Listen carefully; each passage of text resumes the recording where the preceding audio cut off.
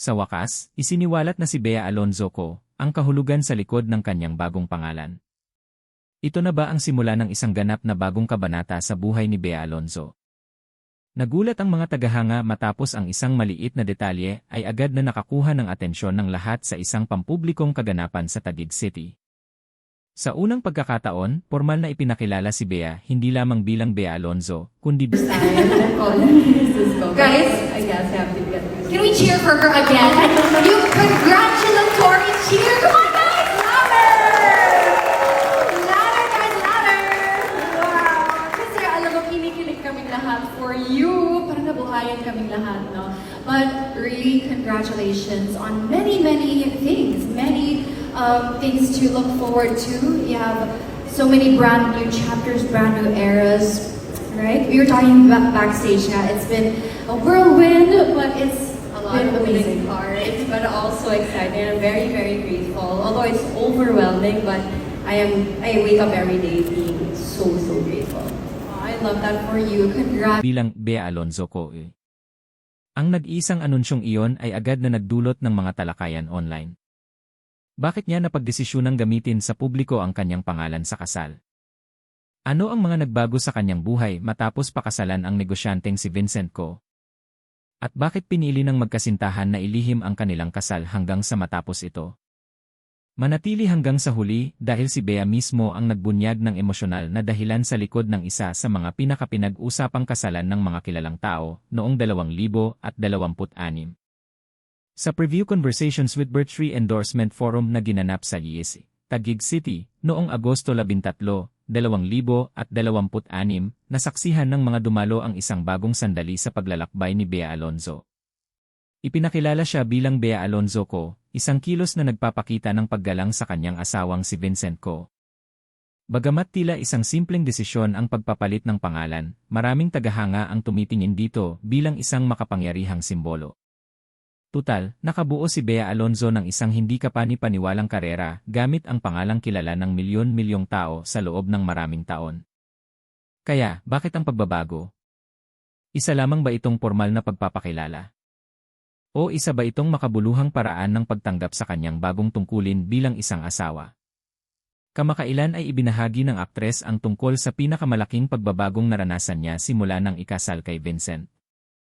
Opisyal na ikinasal sina Bea at Vincent sa pamamagitan ng isang sibil na seremonya ng kasal noong Hulyo 8, 2026 sa Makati City Hall. Ang seremonya ay pinangunahan ni Mayor Nancy Binay.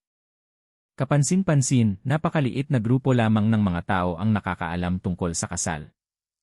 Sa katunayan, wala pang 10 tao ang naiulat na nakakaalam na nagaganap ang seremonya. Pagkalipas ng isang buwan, noong Agosto 8, ipinagdiwang ng magkasintahan ang kanilang unang buwan bilang mag-asawa. Sa isang eksklusibong panayam, hindi maitago ni Bea ang kanyang kaligayahan habang pinag-usapan ang buhay may asawa. Nang tanungin kung ano ang nagbago sa loob lamang ng isang buwan, agad na napangiti ang mga tagahanga sa kanyang sagot. Ayon kay Bea, ang pinakamalaking pagbabago ay ang kanyang tirahan. Inihayag niya na lumipat na siya kay Vincent. Ngunit bukod sa isang bagong tahanan, ang mga... Pero nung dati ba, nung parang na-cancel, nalungkot ka nun? Or alam mo yung totoo? I only share whatever emotions that they have. So kung anong meron silang emotion, dun tayo. Pero hindi ka nagtampo kay Bea bilang ikaw ay pinakakulong sa kanya. Pero Sa tagal namin magkaibigan, hindi uso sa matagal na magkakaibigan ng tampo-tampo. so nagulat ka rin. Saan? Kasi walo lang yung bisita eh. Walo lang yung bisita. Bakit? Parang mas nagugulat pa ako sumasagot. Naku, alam mo, sa mga kaibigan ko, I'm always asked because I'm always out. But for anything, sabi ko nga kay Bea, in all that, I'm just very fortunate to be the friend who's always around, being able to witness all the milestones in her life. So I wouldn't be a good friend if I answered any of those questions. So patawad, pasensya na.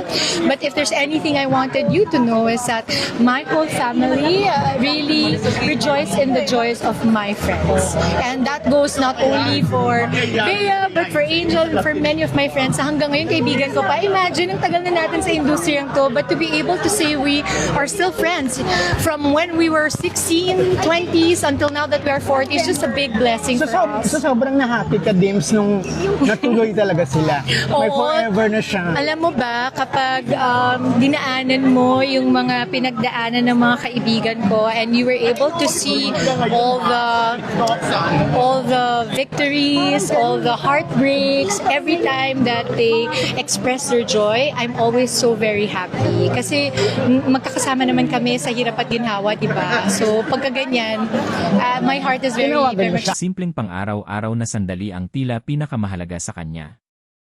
Inamin ni Bea na kasalukuyan siyang nasa Cloud9. Inilarawan niya ang panahong ito bilang ang pinakamasayang sandali ng kanyang buhay. Marahil ang isa sa mga pinakamatamis na bagay na ibinahagi niya ay kung gaano ka-espesyal ang pakiramdam na gumising sa tabi ng kanyang asawa araw-araw.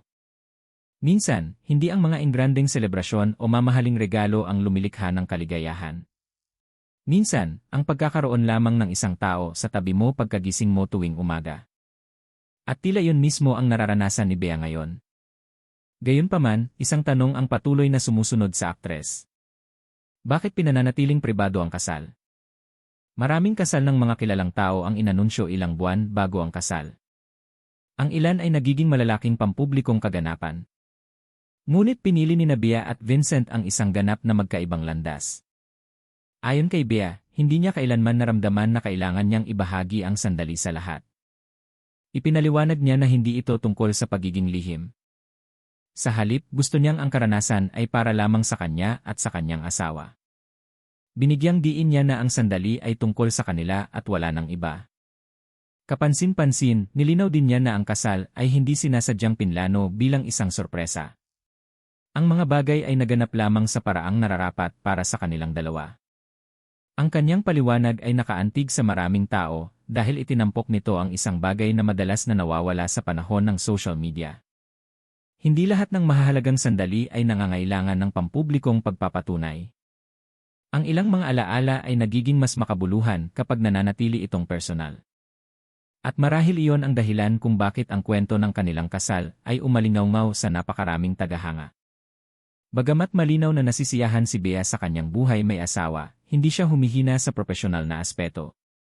Nanatiling abala ang aktres sa paggawa ng kanyang paparating na serye sa YEG-7, ang Whispers from Heaven. Ang pagbabalanse ng kasal at isang matagumpay na karera sa pag-arte ay hindi kailanman madali.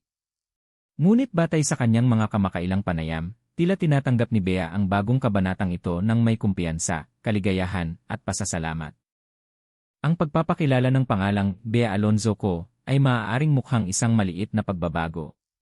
Ngunit para sa maraming taga-suporta, ito ay kumakatawan sa isang bagay na mas malaki. Sumisimbolo ito ng paglago. Sumisimbolo ito ng pangako. At sumisimbolo ito ng isang babaeng nakahanap ng kaligayahan sa kanyang personal at profesional na buhay. Patuloy bang gagamitin ni Bea ang kanyang pangalan bilang asawa sa mga susunod na proyekto? Malalaman kaya ng mga tagahanga kalaunan ang higit pa tungkol sa kanyang pribadong buhay kasama si Vincent? Panahon lamang ang makapagsasabi. Earlier on 14 na July 2026, Bea Alonzo, Vincent Ko quietly wed in civil rights minsan pang napatunayang totoo ang kasabihang sa haba ng prosesyon, sa simbahan din ang tuloy. Para sa aktres na si Bea Alonzo at sa negosyanteng si Vincent Ko. Matapos ng mahaba at masalimuot na kwento sa likod ng kanilang relasyon, natuloy na rin ang kasal ni Bea at Vincent sa wakas. Hindi nga lang sa simbahan sila tumuloy kundi sa tanggapan ni Makati City Mayor Nancy Binay na siyang nag-officiate ng kanilang civil wedding. Naganap ang pribado at sikretong pagpapakasal ni Bea at Vincent nitong Lunes ng gabi, Hulyo 13, 2026. Ngayong Martes ng umaga, Hulyo 14 na, sumambulat sa social media ang blind item tungkol sa isang babae at isang lalaki na nagpakasal ng pribado. Isa lamang daw ang kasama ng lalaki, habang wala namang umanong kasama ang babae. Nagsimula raw ang seremonya ng 7 oras 30 minuto at natapos ng 8 am. Kanya-kanyang espekulasyon ang mga netizens sa katauhan ng couple na nagpakasal. Karamihan sa kanila ay humula na ang mga ito ay sina Bea at Vincent. Ilang sources ang pinagtanungan ng Philippine Entertainment Portal tungkol sa balitang ito. Ayon sa isang source na malapit na sa aktres, wala siyang alam kung totoo ngang nagpakasal ang aktres. Ngunit kung sakali man daw na totoo, wala siyang nakikitang masama dahil nasa hustong edad na sila at pareho nang may narating sa kani-kanyang larangan. Naniniwala naman ang isa pang source na true love ang namamayani kina Bea at Vincent dahil sinunod nila ang nilalaman ng kanilang puso sa kabila ng pagdami ng ilang taong malapit at importante sa kanila. Ano sa palagay mo ang pagpapakilala kay Bea Alonzo bilang Bea Alonzo ko? Nagustuhan mo ba ang desisyon niyang panatilihing pribado ang kanyang kasal? Ibahagi ang iyong mga saloobin sa mga komento sa ibaba.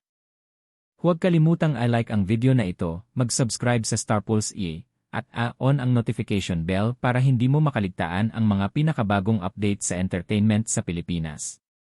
Salamat sa panonood at magkita-kita tayo sa susunod na video.